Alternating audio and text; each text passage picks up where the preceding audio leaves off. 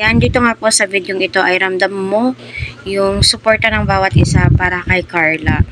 No? Ang laki na nga po ng pinagbago ng buhay ni Carla simula nang dumating ang Team Kalingap, mga good Samaritan na mga sponsors, kasi sa walang sawang pagbibigay, no? Yun naman po talaga yung kanilang adhikain. So, yung mga iilan ay na-adapt na din po ito kay Kalingap Rab. Mas mainam po talaga na mapagbigay po tayo, no?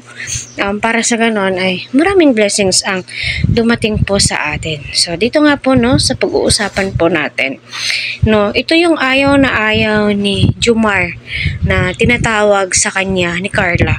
Kahit sino naman po, kapag tawagin kang ganon, tapos ikaw may feeling sa isang babae, magkatandem kayo, iiwasan mo talagang magkuya siya sa'yo.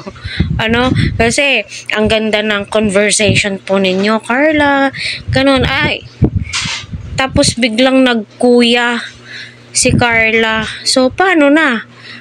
Parang madidistract kayo hanggang ngayon, kuya pa lang medyo matagal-tagal na din po silang magkatandem.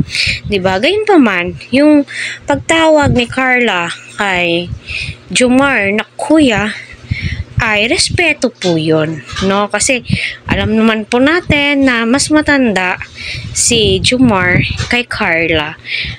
So respeto yun. Pero si Jomar ayaw na ayaw niya, no? Syempre, kahit ako naman po siguro, 'di ba? So ayun, no, naway patuloy po nating suportahan sila Kalingap Rab, Kuya Val. Huwag po natin skip ang kanilang ads pati na po kay Jomar. Para palagi po tayong updated sa mga uploaded video po nila. So makikita mo po dito na habang tumatagal na si Carla ay gumaganda. So alam naman po natin si Carla is maganda po talaga, nakaka-attract siya, no?